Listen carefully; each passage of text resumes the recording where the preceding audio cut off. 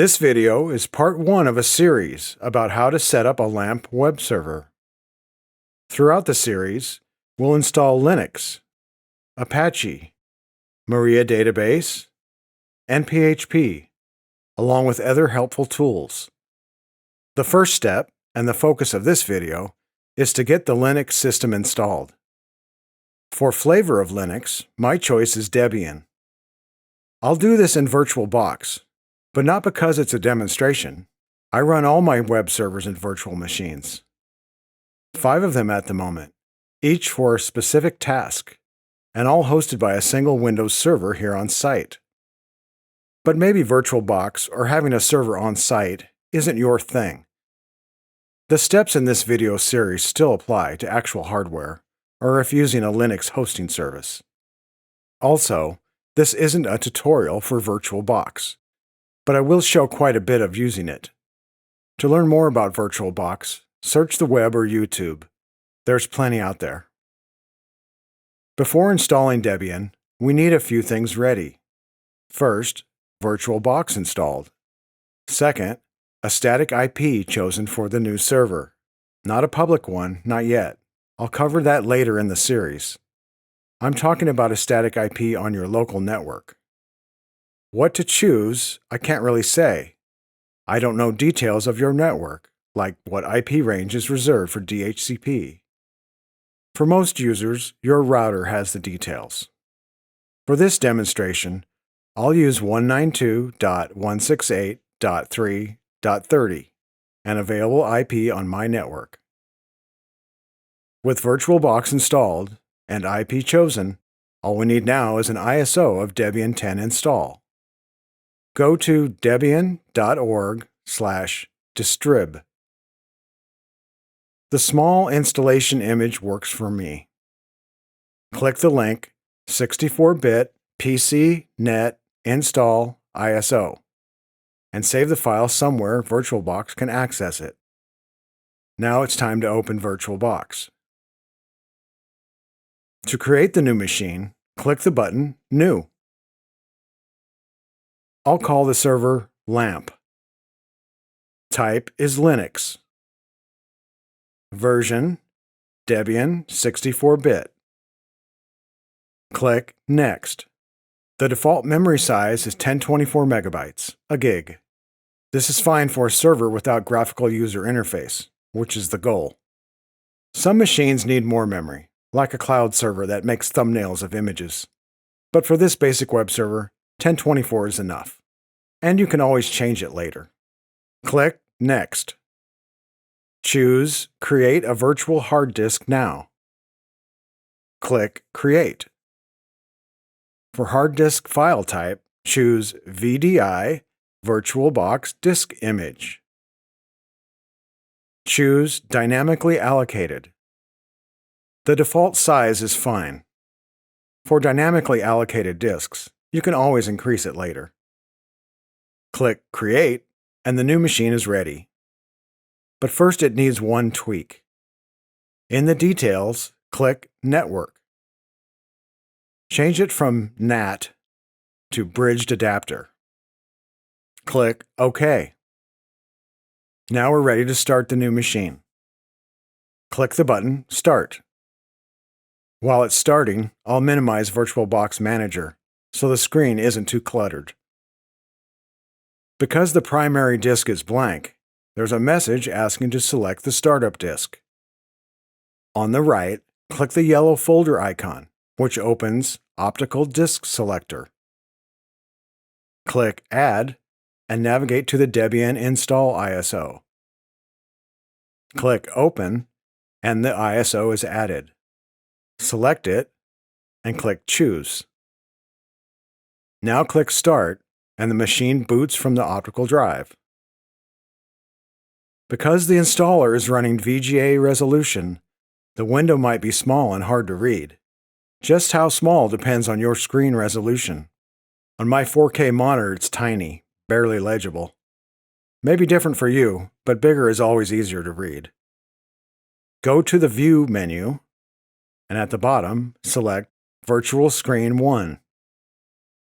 Choose whichever scaling works best on your monitor. All right, let's begin the install. First of all, we're not making a desktop with graphical interface. Use the down arrow and move to plain Install. Press Enter. Select a language. Select your location. Select the language for the keyboard. Additional components are loaded. Next, the network is detected. Enter the desired host name. I'll use LAMP. You can set this to whatever you like. For domain name, enter local, or another if you use something different for your local network. Enter the root password and confirm it. The install requires you add at least one user. I'll add me. The account name is then my first name. Add the password and confirm it. Next, choose your time zone. For partition disks, select Guided, use entire disk. Select the VirtualBox hard disk, which should be the only choice. All files in one partition. An overview is displayed. Press Enter to finish. One last chance to confirm. Hit the left arrow key to land on Yes and press Enter. The base system installs. When asked to scan another CD or DVD, answer No. Now select the Debian archive mirror the package manager will use. First, select your country. This should offer a list close to you. Then choose the archive mirror. In the United States, deb.debian.org is good. If you use a proxy to access the internet, enter it now. Otherwise, leave it blank and press Enter. The package manager is configured. The Debian package manager is known as APT for Advanced Package Tool. Once configured, the package manager applies the latest updates. There's a choice to communicate statistics to developers. Your choice, yes or no. Now we choose some software to include with the installation. Move through the options using the arrow keys and spacebar to toggle each. Start with disabling Debian desktop environment. We don't need any of that for a server. Do not enable web server. That's not Apache, which we'll install instead. Also disable print server. Enable SSH server.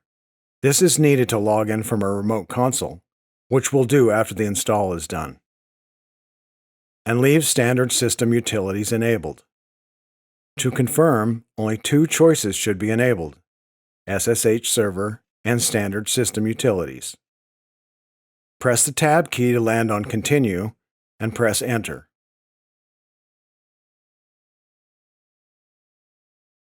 Next is install grub bootloader. Answer Yes. For device, arrow key down to Dev SDA, the VirtualBox hard disk, and press Enter. Installation is complete. Press Enter to reboot.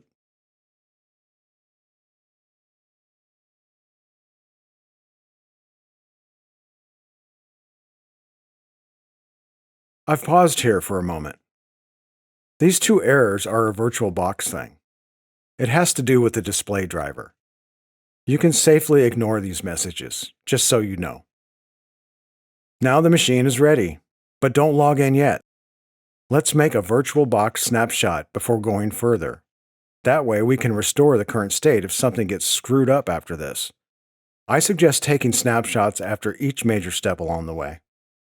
To shut down the machine, go to the Machine menu and choose ACPI Shutdown. This tells the OS to shut down. Back in VirtualBox Manager, open the menu next to the machine name. Choose Snapshots. Along the top, click the button Take. For the snapshot name, I'll use fresh install. Click OK, and it's done. Leave current state selected and start the machine again. Once booted, log in as root. Going forward, we want to log in as a non-root user, but still have admin privileges. This requires a program called sudo. It stands for superuserdo or substitute userdo. It's for running commands as the superuser account root. First, check whether sudo is installed. Enter sudo. If the response is command not found, it's not installed. So install it. Enter apt space install space sudo. Next, the user added while installing Debian needs to be in the sudo group. For me, the user is William. Substitute the username you added. Enter adduser space the username space sudo. Next, we'll assign a static IP. The install made it dynamic by default. I'll edit the configuration to change that. Enter the command nano space /etc/network/interfaces. The Nano text editor opens with the interfaces config file open. Use the arrow keys to move through the text. Go to the last line. At the end, remove DHCP. In its place, add static. Press Enter for a new line. Enter address, space, and the static IP address. For me, 192.168.3.30. On the next line, add netmask, space, 255.255.255.0. This mask assumes a typical LAN with nodes identified by the last byte of the address. If your situation is different, you'll know it and the proper mask to use. The next line is gateway, space, and the gateway address. This is usually the IP of your router. On the next line, add dns-nameservers, space, and the DNS address, likely the same as the gateway IP. Then one final line, dns-search, space, local, or the domain for your network if different. Control-O to write the file, then enter. Control-X to exit. Nano closes. One final step. Enter apt space install space resolvconf. Once complete, enter resolvconf space -u. This sets the resolver that looks up domain names to use the values we set in the network config. We're done. Now enter reboot. The machine restarts. Once booted, there's no need to log in at the actual machine anymore. You can minimize the window. From here on, access the server from a remote console. We'll use Windows Terminal. I have another video for Windows Terminal about how to install and configure it. See the link in the description. We'll open Windows Terminal and SSH into the server, but no longer as root. I'll use William and my static IP for the machine. Adjust for your username and IP. SSH space William at 192.168.3.30. The first time accessing a new host, there's a message about authenticity. Answer yes, and it's added to the known hosts file. Enter the password, and you're in. To start, let's test sudo. Enter apt space update. Press enter. It should fail with permission denied because we didn't use sudo. Now do it the right way. Enter sudo space apt space update and press enter. Because this is the first time using sudo, you'll get the message about being responsible. Enter the password and continue. You shouldn't see the sudo message again after this. And the update runs. Sudo is working. We're done. Debian is installed.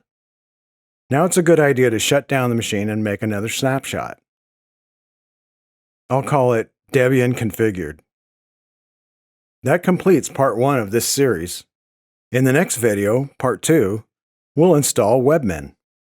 Then we can control the machine from a web browser. If this solution works for you, like the video and subscribe to this channel. It keeps more videos coming.